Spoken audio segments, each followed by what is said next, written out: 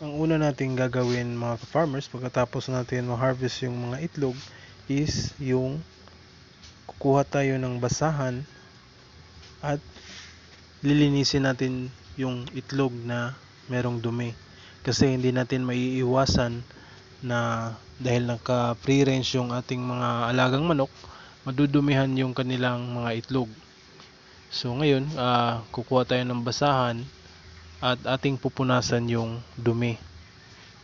So, punasan lang natin ng maigi. Yung mga itlog na merong mga dumi, yun lang ang pupunasan natin. So, para malinis, mga matatanggal yung putik at yung ipot kung sakaling merong ipot.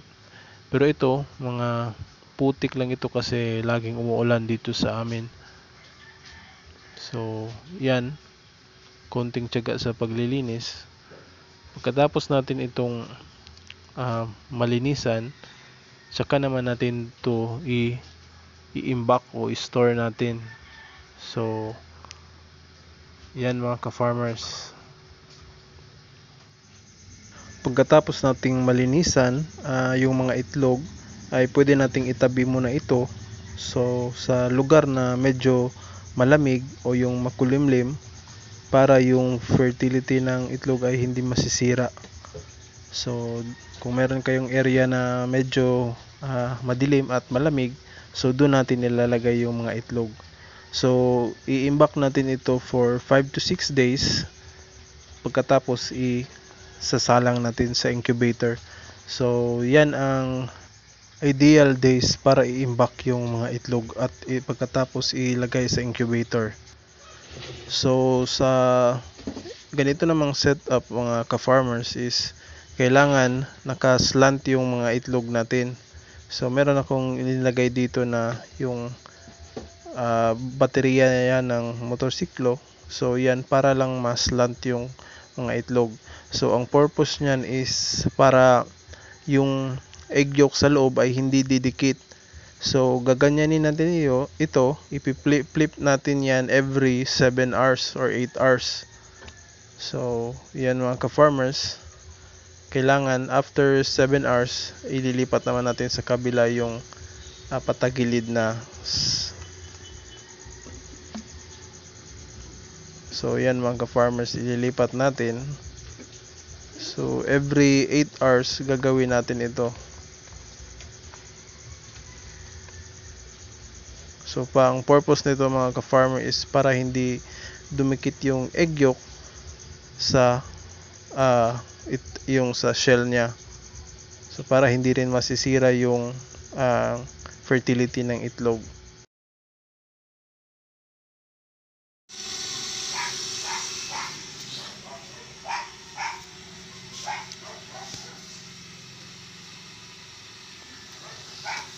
So, ito mga ka-farmers, yung incubator natin, wala pang laman.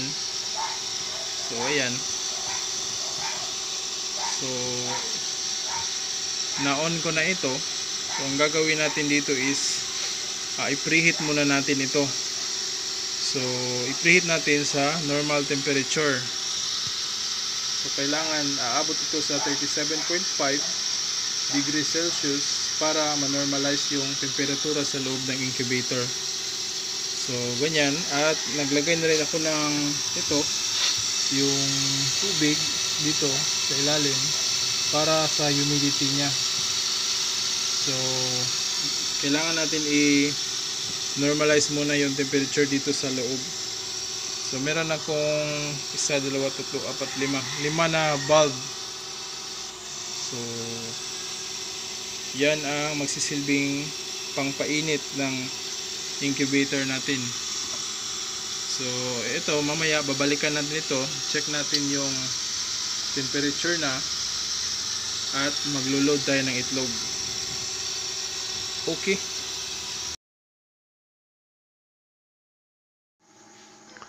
So, ito mga ka-farmers, magma-marking tayo ng mga itlog na ilo-load natin sa incubator. So, napakahalaga po ng pagmamarking ng itlog kasi dito natin malalaman kung anong dugo o bloodline yung manok at anong date natin malalaman kung mapipisa na ba yung itlog.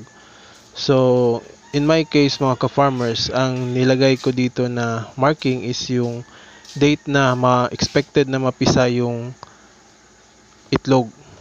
So, yan. So, September 14. So, 14 ang inilagay ko sa itlog kasi para malaman ko na by September 14, dapat pull out na yung mga itlog. So, expected na mapisa yan by September 14. At kung meron namang ibang batch na i-load sa incubator, lagyan din ng date para hindi tayo malilito kapag kailan mapipisa yung mga itlog. So, yan din ang isa sa paraan kung paano natin ma-monitor yung mga itlog kung ilang days natin ikakandol. So, yan mga ka-farmers, napaka-importante po ito. So, dapat ang gamitin natin is yung lapis lang para i-marking, wag yung pentel pen or ball pen. So, ito na po yung natapos na markingan natin. So, day 14 sa September. So, expected na mapisa ito. So, pahinga lang natin ito ng konti at ready na ito i-load sa incubator. So, salang na natin ito mga ka-farmers. So, ngayon mga ka-farmers, check natin ulit yung ating incubator. Ito, so na okay na yung temperature na. So, normal ang temperature na. So, napaka-importante talaga na ma-normalize muna yung incubator, ang temperatura ng incubator bago natin ipasok yung mga itlog. So, siguro 2 to 3 hours na ma-preheat ito at ma-normalize yung kanyang temperatura sa loob. Tsaka natin ilalagay ang mga itlog. So, 37.5 degrees bago natin ipasok yung mga itlog. So, napaka-importante talaga yan mga ka-farmers. So, mamaya iloload na natin yung mga itlog.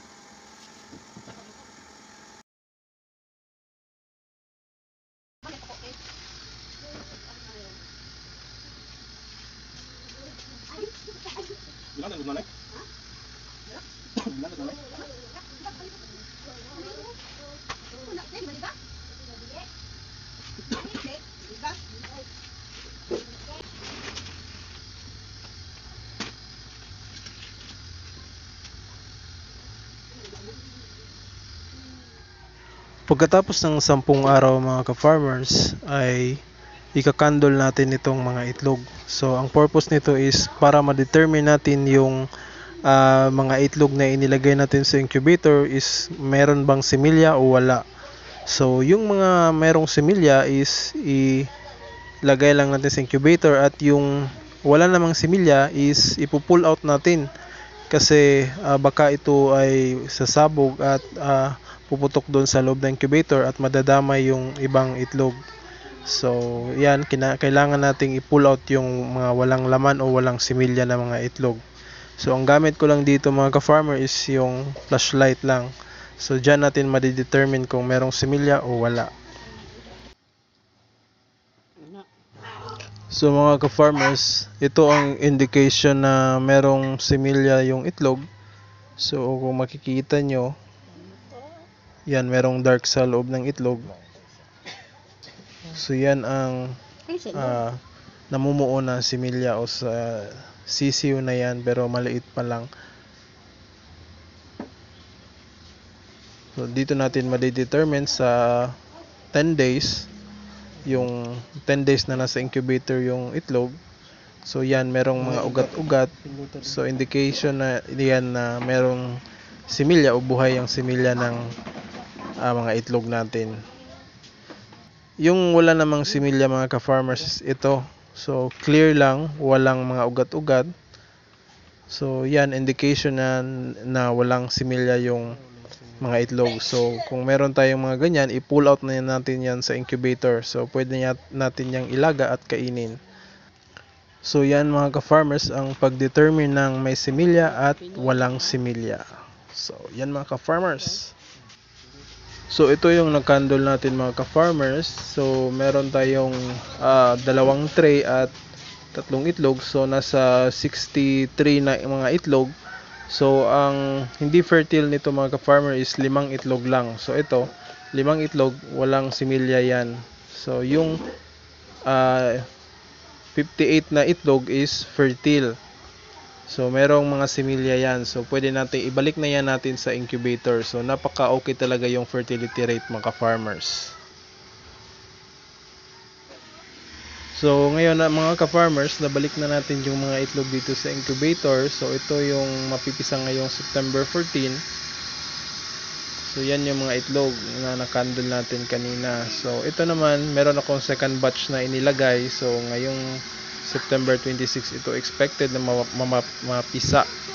So yan mga ka-farmers, at maghintay na lang tayo hanggang mapisa ito. So hanggang dito na lang mga ka-farmers. Maraming salamat sa panonood, at sa hindi pa nakasubscribe, sana mag-subscribe kayo at hit yung notification bell. Salamat mga ka-farmers. Happy farming!